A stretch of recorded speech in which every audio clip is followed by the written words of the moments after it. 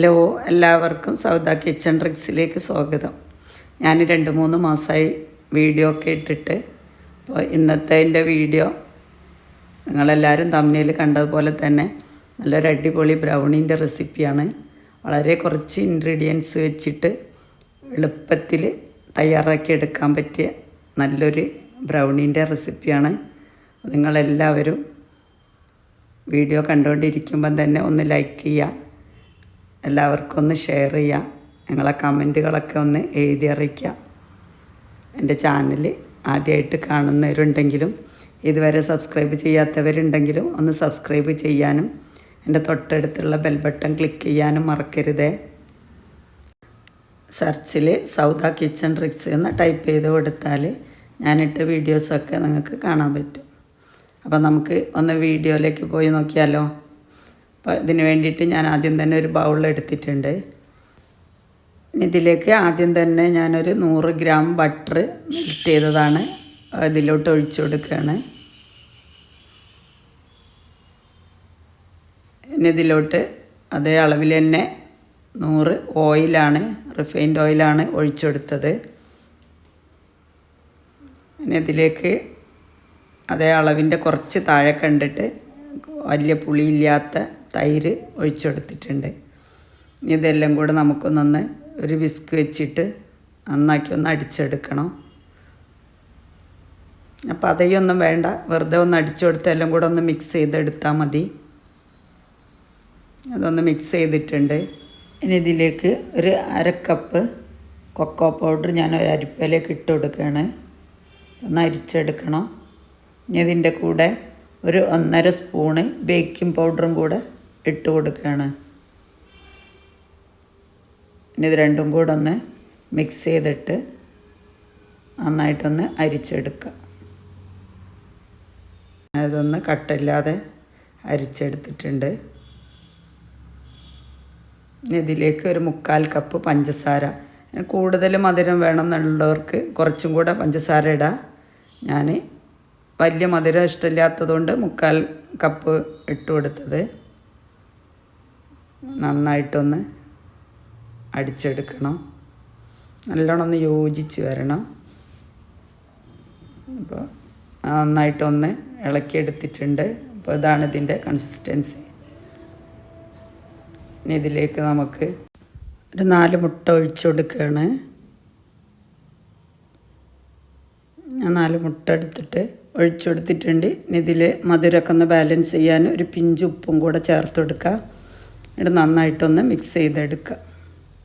നന്നായിട്ട് മിക്സ് ചെയ്തെടുത്തിട്ടുണ്ട്. ഇനി ഇതിലേക്ക് ഒരു 1.5 കപ്പ് മൈദ ഞാൻ അരിച്ചെടുത്തതാണ്. ഇനി ഇത് കുറേശ്ശായിട്ട് നമുക്ക് ഇതിലോട്ട് ഇട്ട് കൊടുക്കുക. ഞാൻ സ്പൂൺ കൊണ്ട് കുറേശ്ശായിട്ട് ഇട്ട് കൊടുത്തിട്ടുണ്ട്. ഇനി നന്നായിട്ടൊന്ന് മിക്സ് ചെയ്തെടുക്കുക. ബീറ്ററൊന്നും വേണ്ട, നമുക്ക് ഹാൻഡ് മിക്സ് കൊണ്ട് തന്നെ നന്നായിട്ട് ബീറ്റ് ചെയ്തെടുക്കുക.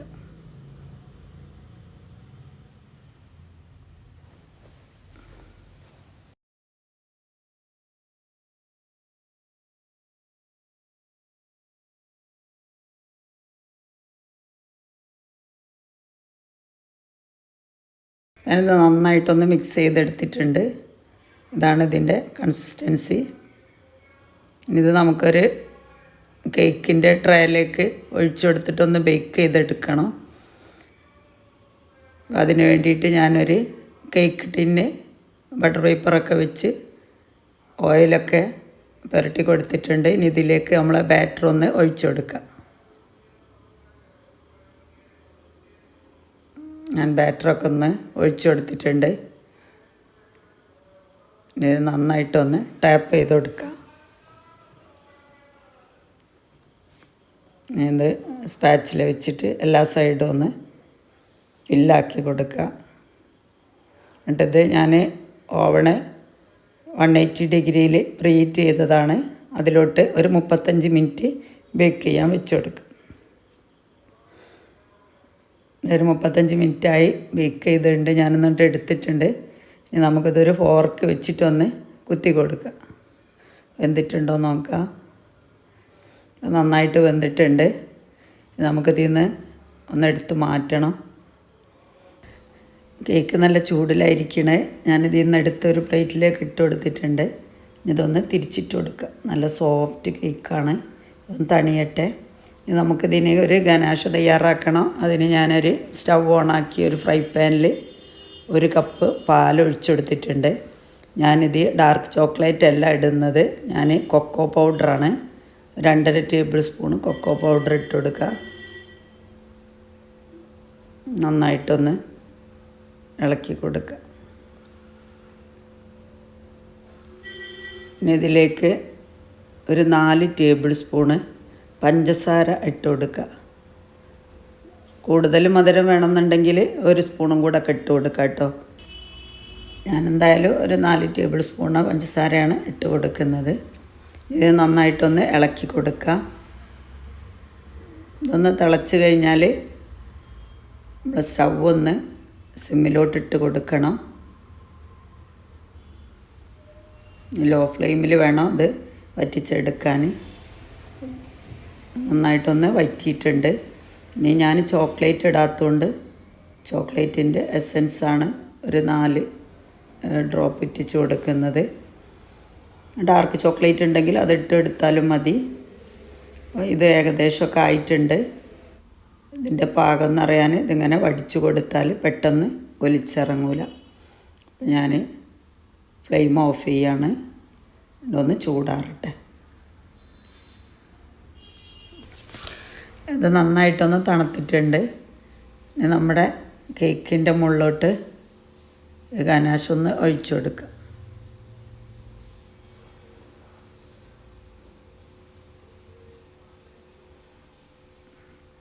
ഇത് കുറച്ച് തിക്കായിട്ടാണ് ഉള്ളത്.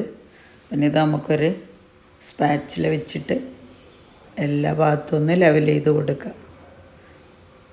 കുറച്ചും കൂടെ ലൂസാണെങ്കിൽ ഇങ്ങനെ ഒലിച്ചിറങ്ങും. അപ്പം ഞാൻ കുറച്ച് തിക്കിലാണ് തയ്യാറാക്കിയത്. പിന്നെ ഇതൊന്ന് ഗാർണിഷ് ചെയ്തെടുക്കണം.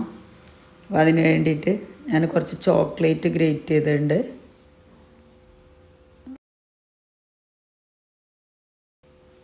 അതുപോലെ തന്നെ കുറച്ച് നട്ട്സ് കട്ട് ചെയ്തിട്ട് ഒന്ന് ഫ്രൈ പാനിൽ വെറുതെ ചൂടാക്കി എടുത്തതാണ്. അതും കൂടെ ഇതിൻ്റെ മുകളിലോട്ട് ഇട്ട് കൊടുത്ത് ഇനി നമുക്കിതൊന്ന് കട്ട് ചെയ്തെടുക്കാം. നല്ല സോഫ്റ്റ് ബ്രൗണിയാണ്. നമുക്ക് പെട്ടെന്ന് തന്നെ തയ്യാറാക്കി എടുക്കാം.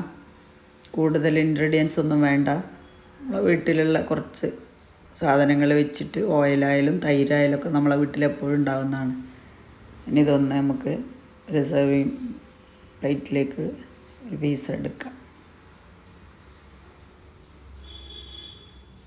കാണുമ്പോൾ തന്നെ തോന്നില്ല, നല്ല സോഫ്റ്റായിട്ടുള്ള ബ്രൗണിയാണ്.